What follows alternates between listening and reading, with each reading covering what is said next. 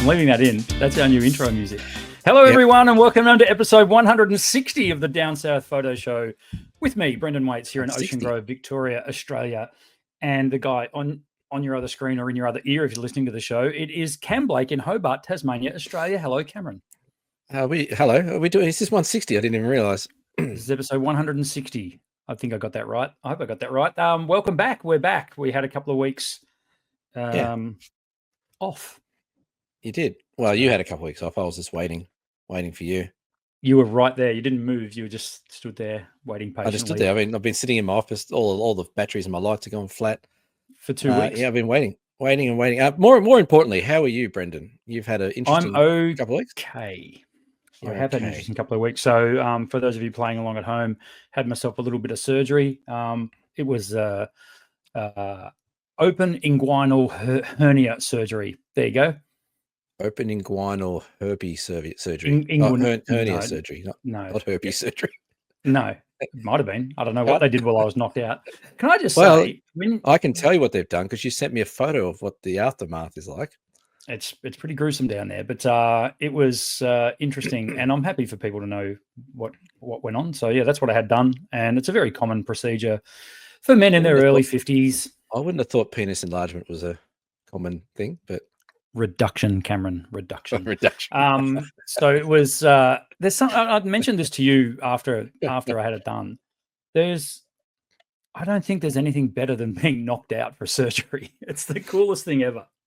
It is cool. I saw something today actually talking about that. There was one of those videos you get on this stream, and it's a lady singing the Spice Girls song, and she's singing on the thing and dancing, and then she just goes, and just that's it. She's gone. Just knocks her out. So, but yeah, it's an interesting one, isn't it? It's just off you go, and you know what's going on, but you go. Yeah, you think, no, I'm going to be aware of this surely, and next minute you're awake in recovery. Yeah, no one can knock me out. The machine that goes ping. Yeah, no one can knock me out. Welcome back, Mr. Waits. How you feeling? That's right. Exactly. But there's also, not to get too deep and meaningful early in the show, but there's a point where they take you into the pre-op room and they put you in this room. You're on a gurney, and I was propped up, and they leave you there for 10, 15 minutes. Just to think. And no phone, no contact with the outside world, just you in an ill-fitting gown that ties up at the back, which I could never get tied up. Anyway, that's another story. That's what the nurses are for. And it was the nicest 10, 15 minutes I've had in a long time. This is great. Right. I loved it. It was it's like forced meditation. Well, yeah, you can't get up and walk off. You've generally got something ready to go on your arm, and you're just left there with your thoughts. And when I had my kidney stones out the other week, same thing. But I was sitting there and I'm thinking, they're going to probe that place, and I don't want to know about it. And I rolled over and just looked at all these medical supplies. I think I told you this before, medical supplies. Yeah. And there's Olympus on one of the medical scopes. I'm like, that's it. If they haven't screwed me enough, they're going to now stick one right up me clacker. That's one of the seven signs of the apocalypse, isn't it? It might be. It felt like it. But no, it's good. It is a nice little feeling, and you do feel rested afterwards. Now, did you do the same? Well, I haven't had mine done yet. I've got another one coming up in a few weeks. But the first thing I did when I woke up was I went, oh, okay, let me just make sure everything's all good. Did you do the same? Did you have a bit of a reach around and feel around? I was out. I was out of it. I was in that blissful 10 minutes that you get, still in a bit of dreamland. You can hear voices around you because there's other people in recovery and whatever. But no, I don't know. I sort of soaked it all in. I'm like, this is great. I don't have to talk to no one. I don't have to. It's just me, And I quite enjoyed my own company for that little part. But it went well. It was a success. That's great. I'm now in recovery, like long-term recovery, which will take about 4 weeks before I'm sort of my old self again. And the first week has been okay. I spent it on the couch, and it was Easter. Now, what is it with Easter egg chocolate? Why is it better than any other chocolate? Why is that? Well, you know what? I'm gonna defunk that a little bit. Oh man, because I think the plain Easter egg chocolate, the Cadbury's Easter eggs are great. I got given a couple. I like crunchies, but I got given a couple of those crunchy bunnies. Yes. And they don't taste like crunchy. They don't taste the same. And I was a bit No, disappointed. they don't. It's not the same. It's not the same It's chocolate. not. No, the crunchy chocolate's crap. It's nice, but it's not the other ones. You just inhale them. They don't, they're just incredibly nice. But the crunchy ones leave a little bit less to be desired, I think. So, well, look, 5 minutes in, and we haven't even spoken photography yet. Welcome to our new audience who might be tuning in for the first time. I thought we will get to, show. It's sort of more of a catch up, isn't it? Because we've been down for a couple of weeks, but it was south. Yeah, so it was good Easter. So we had a Easter, so I could just basically put my feet up, eat chocolate, and watch football, which was good. Yeah, and your team is on the winning board for a change.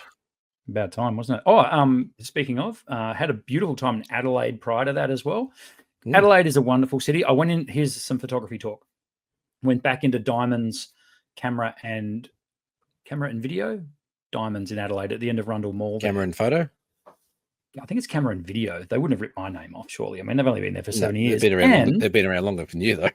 Whether it was serendipity or not, quite sadly, the founder of Diamonds Camera and Video in Adelaide passed away the day that I went into the shop. Well, you do have that effect on others. So condolences to those people in Adelaide who use Diamonds, and indeed the people who run and I don't know what the deal is. I think it's their founding member of Diamonds. Right. Well, they're called Diamonds cameras. Diamonds camera. What they're called. There's no and video and digital. No and video. There's actually no S on the end of camera. It's just Cameron. Diamonds camera. Yeah. So hey, how about we plug the hell out of Diamonds camera? If you're in Adelaide, get down the end of Rundle Mall there and check out. They had heaps of stuff. It was good. 165 Rundle Mall. Just don't go there late at night. Rundle Mall's a bit rough, isn't it? I think that's Hindley Street. I don't know. You see, I think Adelaide's a very pretty town. G'day to all our Adelaide listeners. It's a very pretty town, but I've said this once, I'll say it again. That nothing's open after 4 o'clock on any day. It's a very sleepy town. And what the hell's wrong with that? Nothing, except when Daniel and I want food and nothing's open. I have a love affair with Adelaide. I think it's a fantastic city. So we've been there 2 years running now for Gather Round in the AFL, and so far, both times we've been there, it's been fantastic. The people are amazing. The pubs are great. The whole city, it just comes alive, and it's the right size of a city. It's not massive like Melbourne, and it's not tiny like Ballarat. Well, you can really get into it, can't you? Because everything's fairly close, and everyone's going to the same places pretty much, and there's a bit of a party atmosphere. Yeah. No, we thoroughly enjoyed it, and for the first time, we got up to the Barossa. Now, Cameron, there's a place where we could run a photo tour. The Barossa out of a wine glass. Oh yes, please. How good would that be? We'll call it. We'll come up with some catchy name, wine and camera whining. Yeah. Whining your camera on. If you have a suggestion for what we can call our Barossa Valley camera tour, photo tour, hit us up below. And if you want to come on it, sure. Just to make note, we won't be going via Mildura to get there. Yeah. No, we'll definitely be going via Adelaide. Yeah. No, Barossa. We don't go to Mildura, do we? Shout out to Shout out to Yankee Flat Winery. Yankee what? Yankee. No, Turkey Flat. Sorry, Yankee Flat's a whole other thing. Turkey Flat Winery in the Barossa. They looked after us. They were fantastic. Really. For myself and the rest of the viewers, has your medication worn off yet, or are you still on it? Where am I? Are we still? Anyway, highly recommend Turkey Flat Winery up in the Barossa. Cool. Hey, we've got a photo comp going on, haven't we? I'm going to take over this shit show. Thank you for steering this. I was running it into the ground. Yeah, we do. And it's on our Facebook page. Head over to Down South Photo Show on Facebook. And you can do what, Cameron? They can enter a photo. And the theme this month is glass. My shoe came off halfway through the bloody thing. As in smooth as glass. So you can post up a photo. It doesn't have to be of glass. It's a glass theme. Just going through, there is some very cool shots this month. So you have until the end of the month to enter. Yeah, there's about 30 entries. Yeah, end of the month. So probably this episode and maybe the next one. No. Be this episode, and then the month will end. So, all right. Okay. A bit of a shout out to Sharon Thorogood. She's put in a couple of entries there. Maybe check yourself into AA, Sharon. Every photo of hers has beer in it, but I like it. There's a lot of good shots in here. Glass. Yes. Okay. There's a very cool one of some flamingos. What else? There's some good shots in there. So, do you know what the collective noun for a group of flamingos is? I learned this week, actually. It's a flamboyance. Of course it is. A flamboyance of flamingos. That's a good car game to play, naming the collective nouns of all the animals and things like that. I enjoy that. We're not going to do it on this show, but no, it is fun to do. No, we are not. So shall we? Right. So head over to our Facebook page, search the Down South Photo Show, follow the page, and then enter this month's competition. And the theme is glass. You will win some stuff. Yep. And after that, we'll put the top 10 or top 5 up for the People's Choice for May. And then we'll have a new competition in June.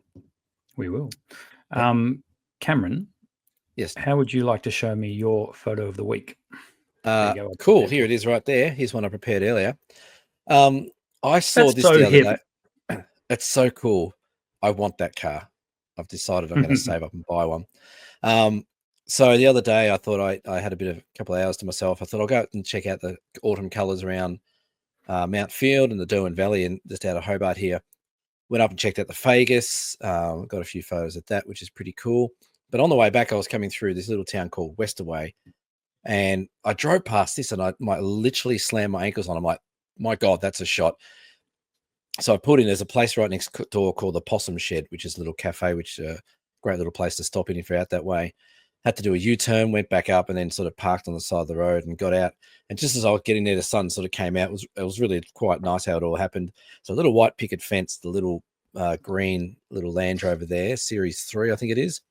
And then the autumn colours. And I was lucky enough to get a little sunburst behind the back of it as well. But that was just too cool not to stop and take a photo of. And I've actually printed it out. I was telling you off air that's printed out. And it looks mint. I'd love to know who owns it. Funnily enough, they had a South Australian number plate on it. So maybe they just come back from Gather Round or something like that. Maybe that. But it was just one of those things where that's not permanently parked there. That just happened to be parked there. Just happened to be parked there. And I don't know why it was parked there, because unless someone who owns the cafes from South Australia or something like that, it was just off. And it wasn't there on the way out. I drove out that way. But I saw that and I'm like, I love these cars. I actually always wanted to get one of these ones and do them up. And I saw that sitting there. I'm like, that's the car I want sitting there. It just looked too cool not to take a photo of it. So it's very fun. Cool.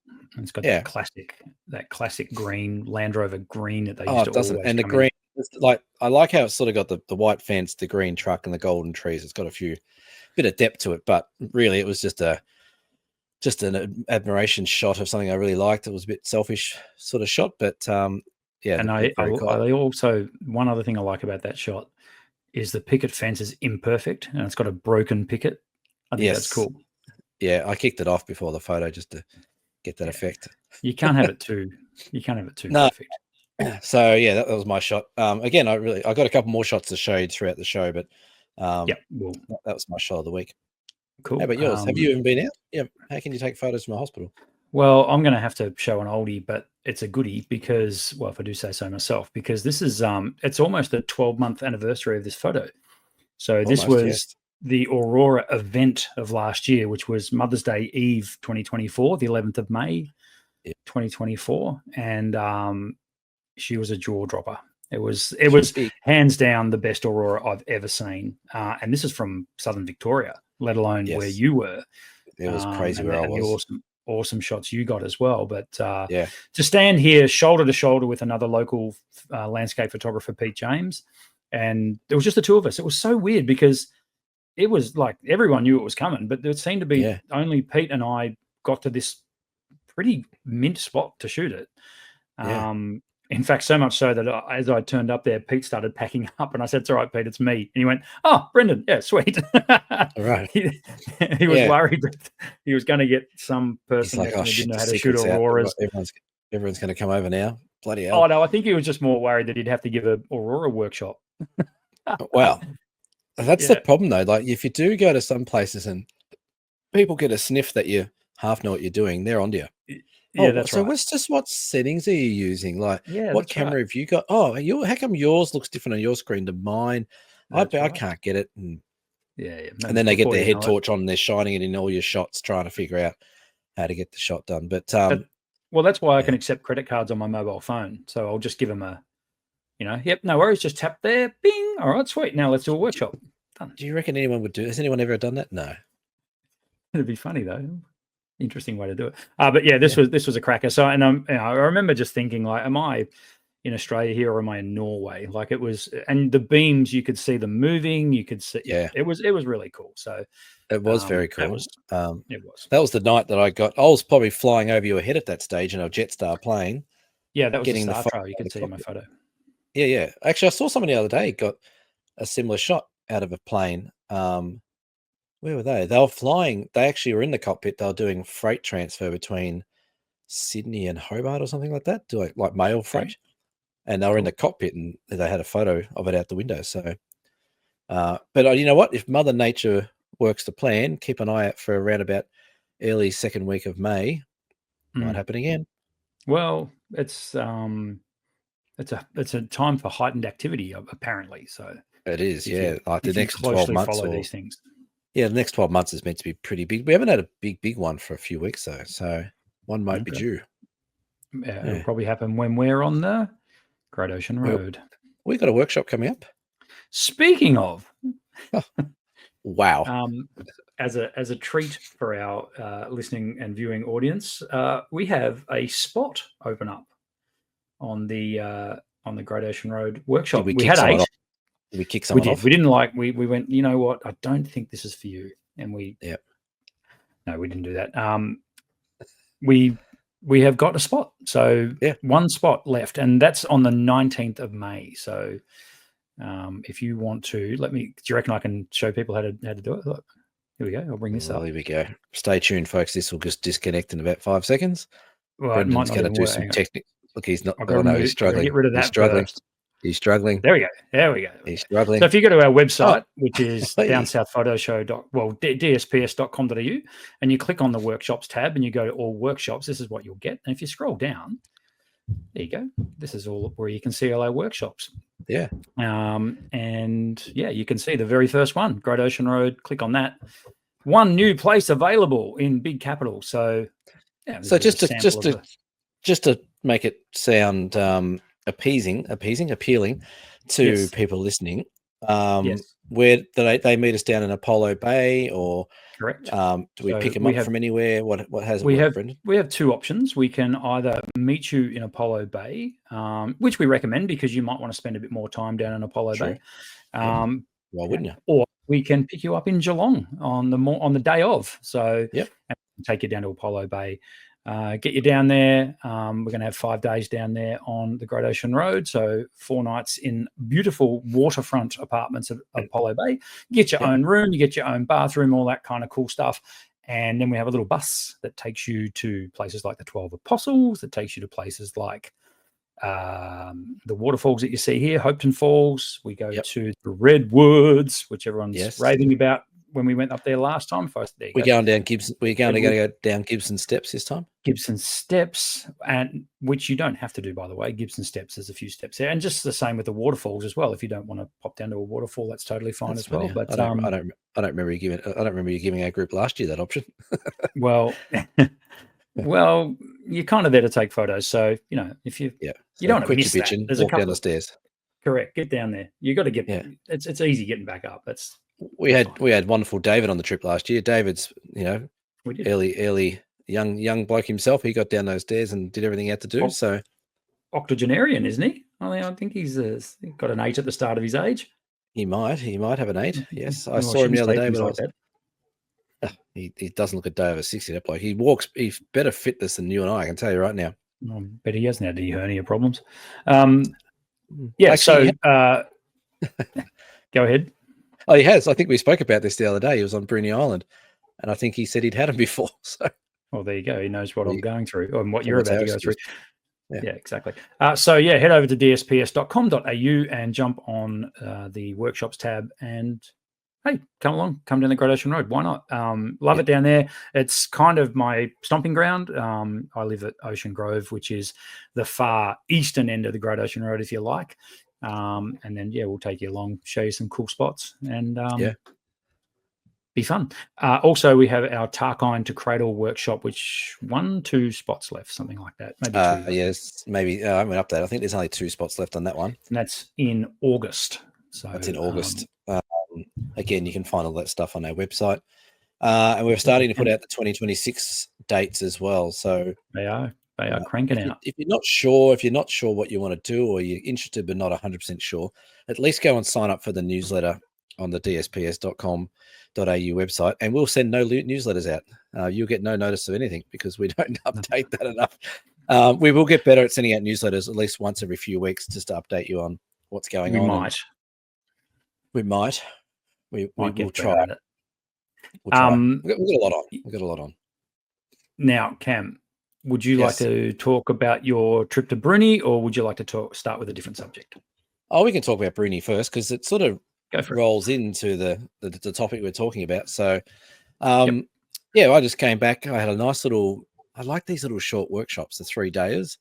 So I was lucky enough to get a few guests onto Bruny Island, which is the island just off Hobart, about 35 minutes from Hobart. You get on a ferry at Kettering, and then you're on the island. You've been there a couple of months ago with your family as well. It was awesome. Great little spot. We had stunning weather, just beautiful sunrises, beautiful sunsets. We went and did the Pennycott Wilderness Journey. So that's from a boat from the second highest sea cliffs in Australia, in the southern hemisphere, actually. We saw the fur seals, and then we also saw a beautiful pot of dolphins on the way back as we were going through. But we had 4 guests on this one. We also had Cheryl coming along. Cheryl wanted to check out how it all worked on the Bruny Island, so she came along. Lucky she was there, because I got myself a bloody cold on the second day and felt like death warmed up for about half a day. And we had a great group of people who said, stay in bed, Cam, for 2 hours, get some drugs into you, and then come and meet us in the rainforest. So that's exactly what I did. It's the first time ever on a workshop that I've had a bit of a hiccup with not feeling well and needed to take some time off. So it's all happening this year, isn't it? We've got bloody operations, not feeling well. You've had a few firsts on your workshop. Like you got turned back from Bathurst Harbour, whatever. Yep. So that was a first. Yeah. Now you've got Crook. We had someone else that we wanted to murder. That was another first. So yeah, I don't know. Like I haven't had a cold, touch wood. I haven't had a cold for ages. I cannot even think of the last time I had a cold. Well, so this is out of the blue, but yeah. Lots of plane get rides. It well and truly out of your system before you come on the Great Ocean Road, which I'm sure you will. The dolphins, very cool. Yes, they were very cool. They were, and it was funny because we're driving back in the boats, and the pilots have just sort of said, look, there's not much going on. We'll go out and have a look. We weren't seeing anything. It was quite a calm day. And then out of nowhere, this pod of about 40 dolphins just started playing around the boats and got everyone up out of their seats and jumping around.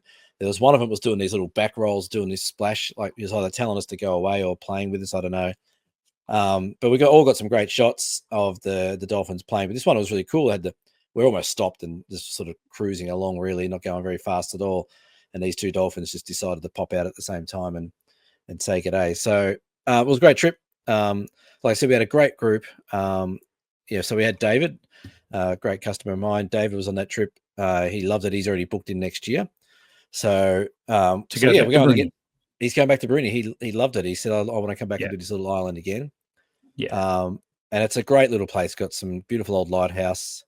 It's got some beautiful little beaches and coves you can explore. You got the boat trip. You got just endless opportunities for photography. We also got some shots of they have the albino wallabies down there. So of course, yes. Yeah, so they rock up. It's quite funny. We go looking for them every year. Like, they're usually up this track and they're around the back here and they're here and then there. No, they're not. They're just in the front yard eating someone's grasses. And pretty much each time we've found them, they've been eating grasses in the front. They're normally not too far from the Pentecote area. No, it's literally on the same road. I'll just add another photo in there for you. I'll add a couple more if you want to share a few more. But it was good. I'll show you. There's a little wonderful photo of David in action as well. I'll put up there. But it's got some really cool sandstone formations that you can play around with as well. They've got some beautiful patterns in them. But it's just a little island paradise. It really is. And it's about 60K north to south, pretty much. It's not a big island, but it just packs a really big punch for photography stuff. So 3 days is about right. Any longer than 3 days, you're probably pushing it a bit. There's David with his big 150 to 400 lens. He was stalking me and I was stalking him through the forest there. But we got some great shots. And then the last one is a selfie. The last one I got there is a selfie. That was how I was feeling on the second morning. I had a bit of a steel with a saw head. But it's a really great trip. And again, it's one of those little workshops that's easy to come down. It's usually on a weekend, like a Friday, Saturday, back Sunday, or Saturday, Sunday, back Monday type of thing. It's an easy one to get to, and it's a great little sort of introduction. If you haven't got heaps of time and maybe not as much money as some of the bigger trips cost, then this one's sort of right up your alley. So keep an eye on that on my website. We'll probably do that again next year. I haven't sorted out any dates just yet, but we'll get not to mention the Hotel Bruny. Hotel Bruny.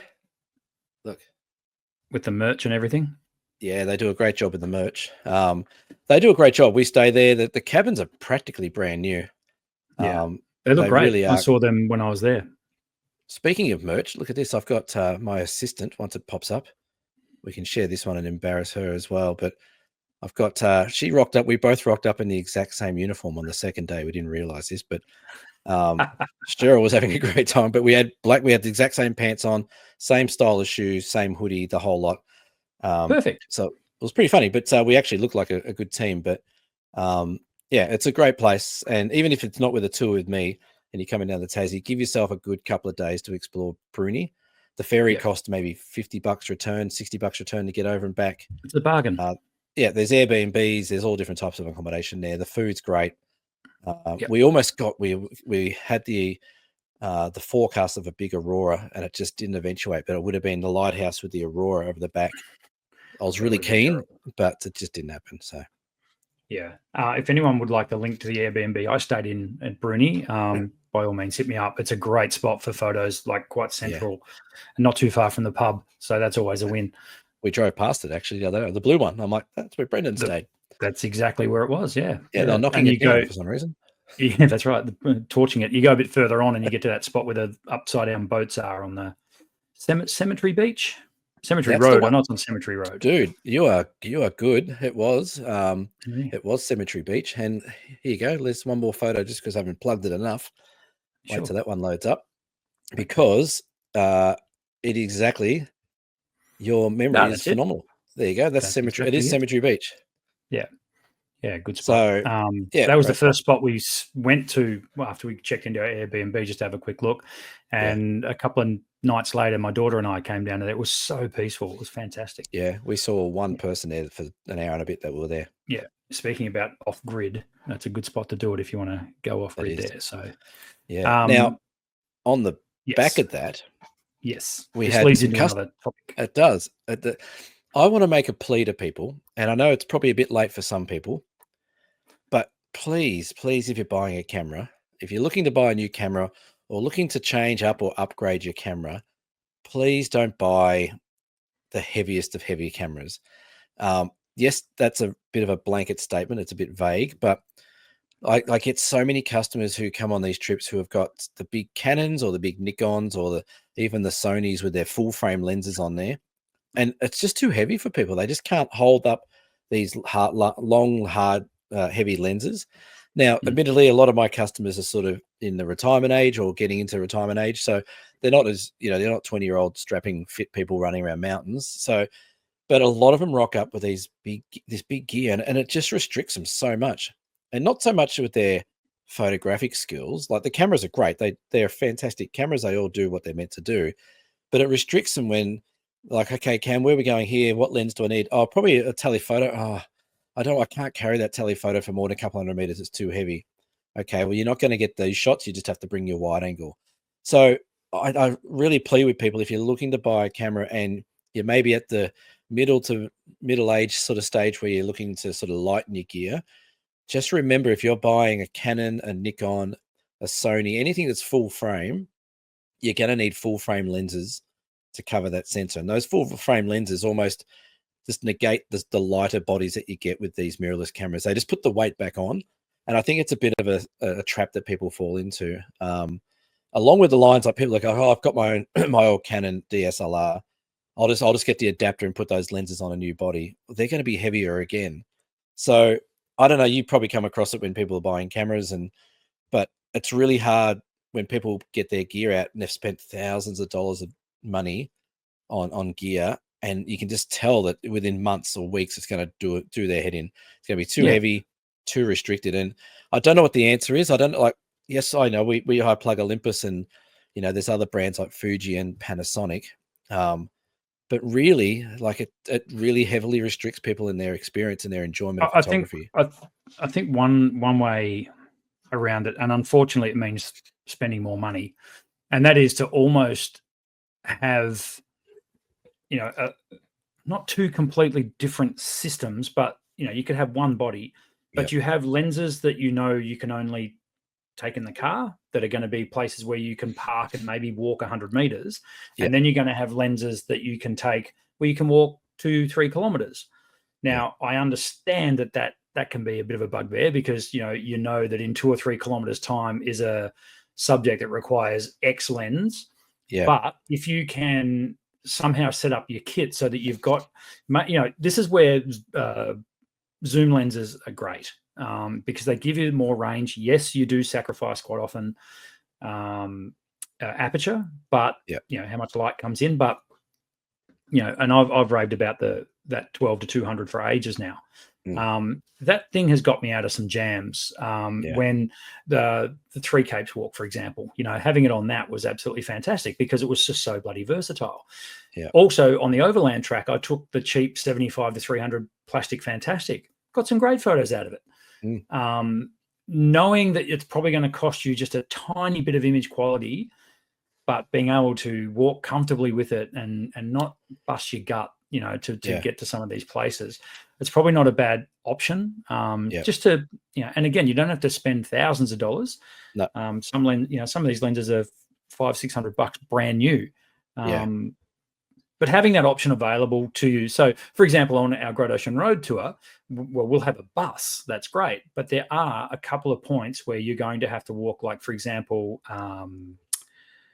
the name of it's gone out of my head. The Beauchamp Falls, something like that. Beauchamp Falls. The first one we go to, Beauchamp. That's about a 3 kilometer round walk, or 3.5 really.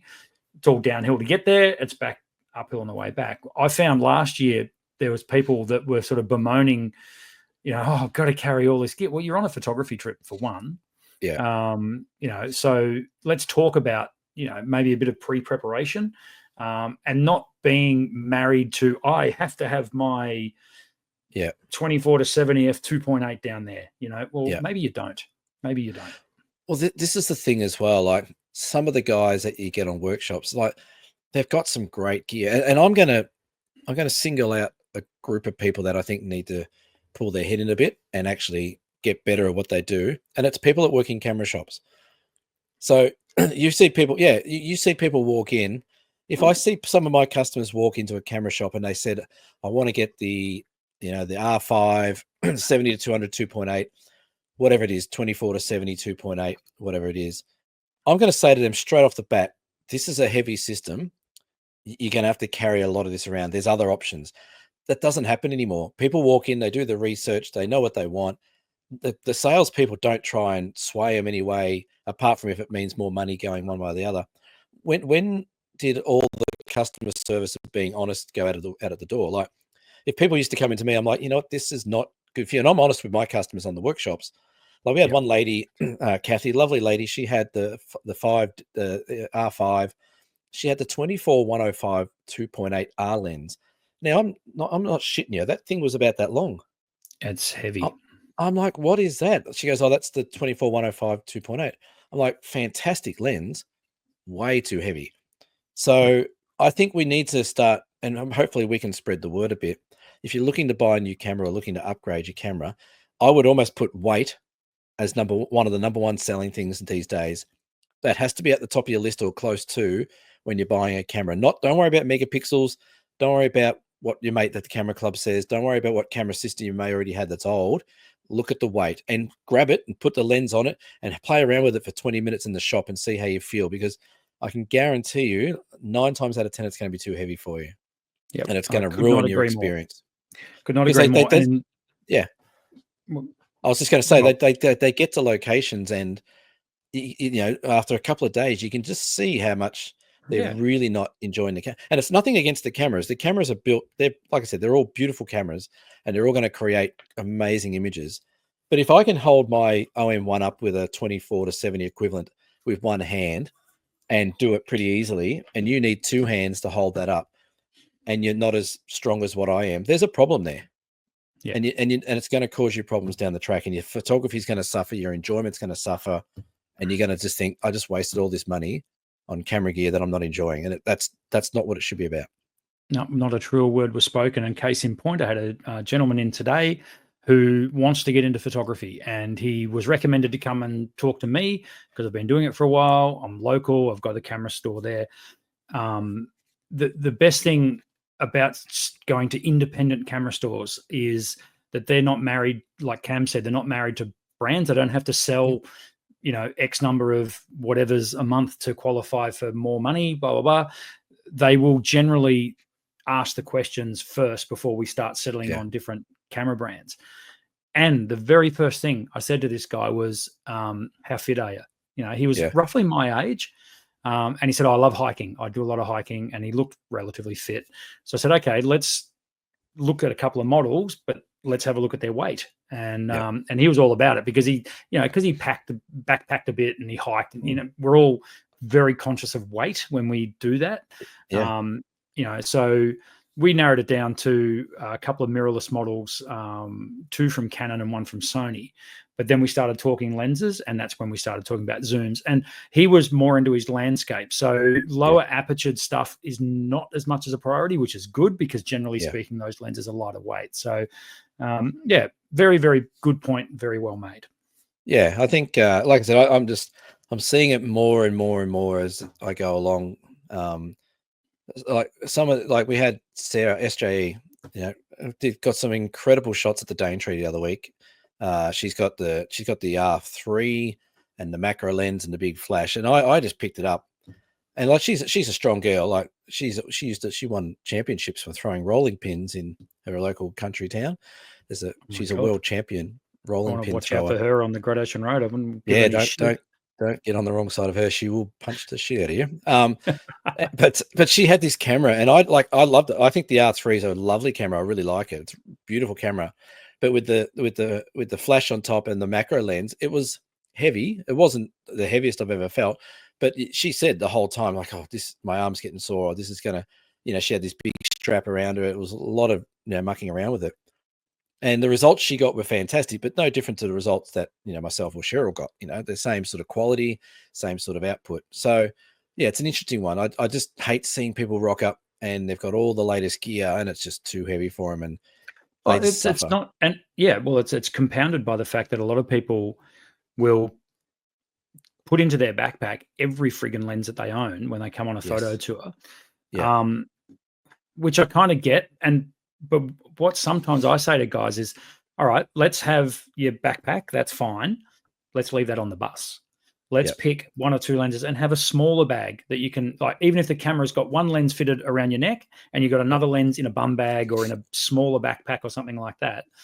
Horses for courses for when you're going to have to leave your bag and go. And look, invariably, yes, you'll get someone, you get, gee, I wish I had taken that lens. We talk about this all the time, but, I think it's important because twofold. One, the amount of times you've seen this, Cam, the amount of times you see people foraging around in their backpack looking for something, and it's buried under a lens that they haven't used once on the trip in 3 days, or it's just a mess, and it's just so much gear. You've got to economize. You've got to make some smart choices on, and just all you got to do is have a look at an itinerary or talk to your tour leader or think about where you're going to take photos. Am I really going to need that lens? Am I really going to need all of this gear? And narrow it down a little bit so that. But as Cam rightly said, the frustration is it's killer. People get frustrated with all the gear. I think there's also a little bit of not not gear, not showing off gear as such, but there's a little bit of this thought pattern where people go, well, I've bought all this gear. I was told by the guy at the camera club, or I was told by the guy in the camera shop that I needed this. I've got it all. I've got to bring it. Like, otherwise, why did I buy it? So there's almost a justification cause where I've got to bring it because I've bought it. Even if I'm never going to use it, I've got to bring it because I've bought it just in case. And that's not the case. So, no, it's not. You know, we're really starting to tell people these days on workshops, restrict your luggage by a little bit. Your camera gear, you only really need wide angle and a telephoto. Unless you're doing something quite specific like macro, leave all that junk at home that you don't need. And just enjoy the photography for what it is, as opposed to hating your gear. And then as soon as something doesn't work on your camera, it becomes the excuse for everything that doesn't work. You know, oh, the camera's too heavy. Oh, I hate this bloody camera. Oh, I don't understand the memories. Oh, blah, blah, blah. The menu system shit. I don't know. I hate to see it, because they're coming on these tours to enjoy it and they're having a lot of fun. We're putting them in these amazing places, and it's the gear that's letting them down, mainly because of the weight.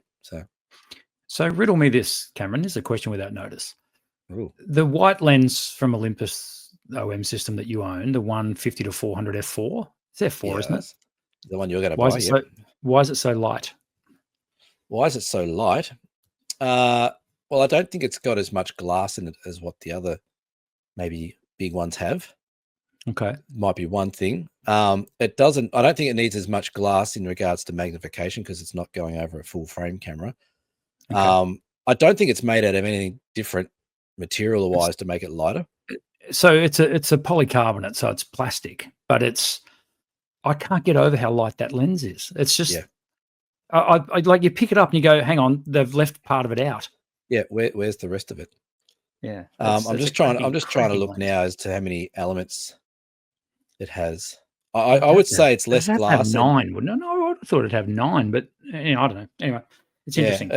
It is interesting. I think because the elements are only this big, they don't have to be that big in regards to some of the big lenses. And also, I mean, there might be new grinding techniques and stuff now where they physically use less glass, which is quite possible. But yeah, it's a weird one. It's almost too light, that lens, for 10 grand. So it says here, good old AI overview. Due to the use of lightweight materials like magnesium alloy and carbon fiber, the design choice also contributes good balance and ease of handling. So it's lightweight materials. Is it a carbon fiber tube?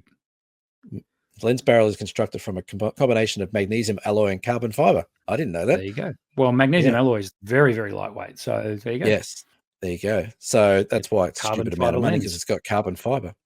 Yeah, why didn't they leave it carbon fiber? It would look so cool. You know, that black. I'm going to get a carbon fiber wrap for it. Have you seen those wraps you can get? Kevlar wrap. Kevlar. Get it wrapped in Kevlar. That'd look sick. That'll look stupid. Oh, there you go. It's how they look, not how you use them. You're in carbon fiber. You found one for your lens? Found one for the 300 mil. There'll be one there for sure. There will be. Because I was talking to you while we were watching the football. We were texting each other on Easter Monday. It was a great game, one of the best games of the year. We talk about it. Yeah. And I was mentioning to you that, and it might have been the chat with Michael Wilson that actually has triggered this, but there's always been I'm sure there's a sports photographer inside me trying to get out. I love sport and I love photography, so it's a good marriage, right? Yeah. I would dearly love to shoot. I'm not even talking professional grade. I'm just talking, I'd like to do a bit more work for the local footy club, get some more photos. And I've got my, I'm shooting with a OM system EM1X, which I adore that camera, but I've only got the 100 to 400 zoom, which is, I'm assuming it's like what, F5, no, what was it, 4.5 to 6.3.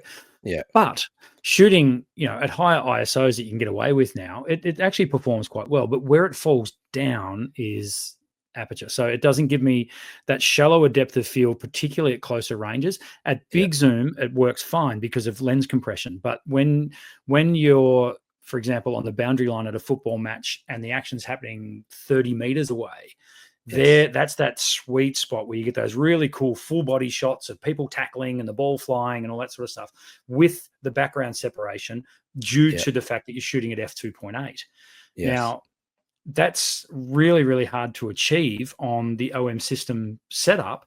They don't have a zoom of that reach at f2.8. They have a 300 f2.8, is that right? But that's fixed. They have a 300 which would f4. do my f4. The 300 F4. that'd do my head in having to shoot at 300 all the time. You're going to want some. That's a little range. bit restrictive. It is a bit restrictive because, you're on that same. I had that lens in the kit that I had from Olympus for a while. Stunning lens, really nice. But yeah, you were stuck. Your legs had to do all the work. To get closer or further away from it. But yeah, that's right. Like you want that shallow depth of field to really, try and separate your topics and subjects and things like that. But those big long lenses are great. They're not cheap. But that's the thing. That's the thing. I mean, you've got to basically you almost have to be doing it professionally, or have a crap ton of disposable income to justify, picking up a lens like that. You wouldn't get one just for a hobby. You'd need to be a pro to justify even buying the thing in the first place. But it's interesting. Watch your space on that one, folks. You can see my eyes wandering. I've come across the Olympus 150 to 400 wraps. 30 pounds. They got some cool ones. Yeah, nice. They got some real cool ones. Well, let me get you back on track here, and let's talk beer donations this week, shall we, Cameron? Okay, let's do that. Let me bring up notes. So beer donations, we've had like 2.5 weeks of beer donations because we've been off air. Yes. There's a guy, Mel H. I'm assuming it's a guy. They've been lucky enough to shout us 3 lots of beer. So thank you, Mel. Thank you, Mel. And Sharon Thorogood and the Destroyers, she's picked up one of those beers on the beach that she's taken photos of and just handed over to us. So thank you, Sharon. I just had a moment. A moment. And this is happening as we speak. Don't tell me you haven't pressed record. No. Well, I've pressed record. This is happening as we speak, and it's Mel. I've forgotten your print that you've reminded me of in the Mally 3 weeks ago. You're a shocker. I know. Well, it's not like you've had anything on. No, it's funny, isn't it? It's almost like they're a mate. It'll wait, and then that's it. That's not getting done.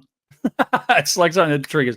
My apologies, Mel. I'll get that fixed up for you. We're doing the Great Ocean Road next month. It's 12 months since I sent you that file to get framed. It's done. It's been sitting in my back room for 8 months. Yeah, I need it done. Just get your shit together. Where are you gonna put it? No, look, they got a Nautic titanium wrap. Sorry, I've just been distracted. Where am I going to put it? There's the dog with a puffy tail. I don't know where I'm going to put it. I'll put it somewhere. But you're going to put it. I want to put it because it's a cracking. You know what? I've actually lost connection with that photo now. Well, you can shoot it again in a month's time. Well, it always happens when I'm there. So why don't I give it away on the tour? You can do that if you want. Thank you for your beer donations. If you would like to buy us a beer, head to dsps.com.au and click on the buy us a beer button, and you can do that there. Nice. I'm going to buy one of these wraps, Brendan. They got carbon fiber. They got camouflage. The only thing is buying these wraps for lenses is, when you used to do the models and you used to get the sticker packs and you had to put the stickers on, I was an absolute spaz with that. I could never get the stickers on right, and I'd always get frustrated. So I might have to get Lisa to do it. She's a bit more patient than me. I built the Tamiya model cars, and the stickers. I had a Ferrari F40, I had a BMW 635 CSI, I had a Testarossa.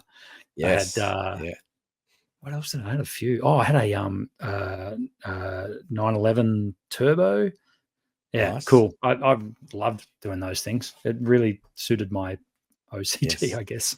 Yeah, I was the same. I used to go through all the classic Warbird planes like the Spitfire. Oh, you did the planes, yeah. Mustangs. I wasn't into the planes so much, but the cars definitely. I really enjoyed doing those. Cameron, what have you got coming up? Since we are getting close to the end of the show. I'm going to do some shopping on AliExpress soon. I just got to figure out what wrap I get for my lens. You're going to buy a rat. I don't think I'll get it in time. Get a Kevlar one. No, well, they got carbon fiber black. They got this fancy, what's it called? Where is it? Mumbo black. It's got a whole heap of different things. They've got some really cool options. Anyway, what am I doing? This is making great content. Sorry, this is me just tuning out. What am I doing? When this episode comes out, I'll be in Melbourne on Saturday, flying in Saturday before we head up to Bright for our annual autumn photography workshop. Cool. So we're heading up to Bright. We've still got a spot or two. If anyone's really last minute and wants to fly up to that's a bright the next day after this comes out. Yeah, that's right. Let us This know. will come out on Friday. Yeah, come on up.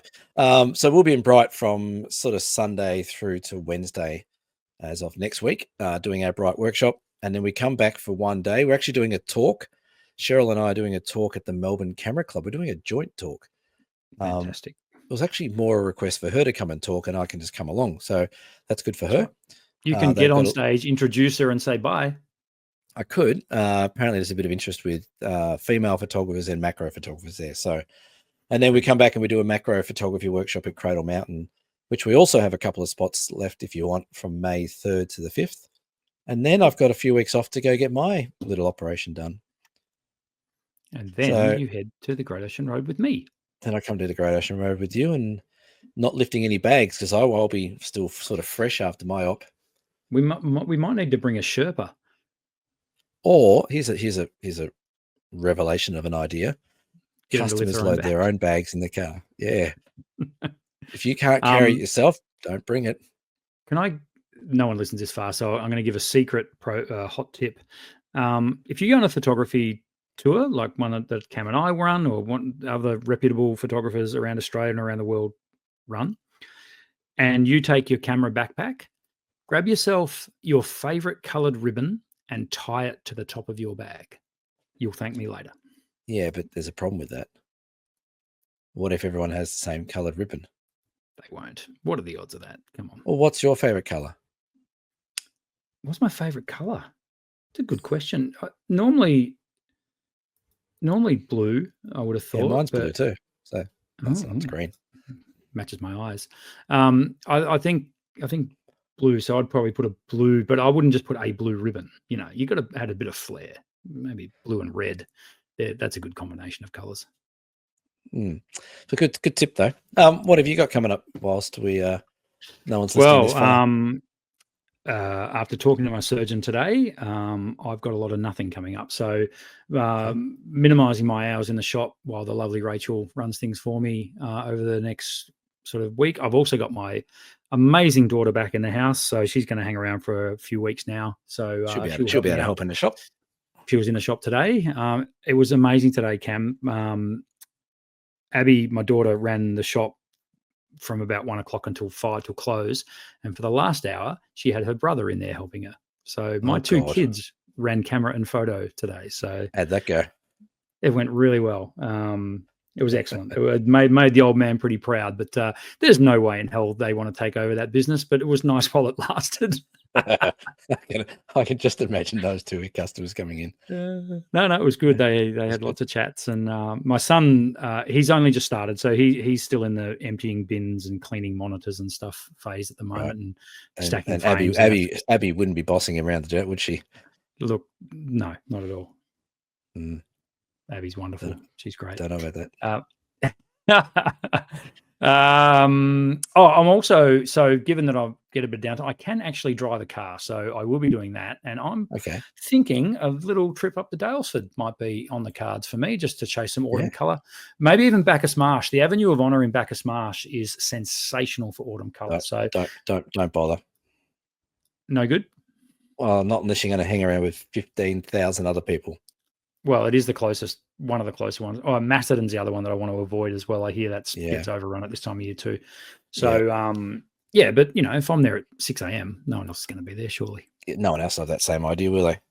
No one. Maybe up to the Marsh and then up to Daylesford. This time the Daylesford Botanic Gardens. I've done Jubilee and the those big oak trees or whatever they're called there at Daylesford. So it'll probably be up into the Botanical Gardens this time. Yeah. And find that coffee shop that did amazing soup a couple of years ago for me. Okay. So I might go back there. So that's it. Sounds good. We made it through another episode. Good that we're going to do a short one. It ended up being nearly an hour. Yeah. Anyway, that's all right. Brendan's like, we'll just do a short one this week. Keep the fans happy was the word I think he said. We've got to put material out. Now, before we go, we need to talk about that cup. Why do you need a cup that big? Have you not? How long have you been doing this with me? I've had this cup. I have a cup not this exact cup, but I've had other cups bigger than that. That cup just looks ridiculous. Well, it's full of water. I am drinking water at the moment. Well, I'm drinking I didn't tell you about my quick adventure. Tomorrow, I'm going on an adventure. I'm leaving at 4:30 in the morning to go with Jamie. We're driving close to 4 hours to the west coast of Tasmania to go chase down some Fagus colour on a mountain that neither of us have climbed this mountain before. We're going to go give it a crack.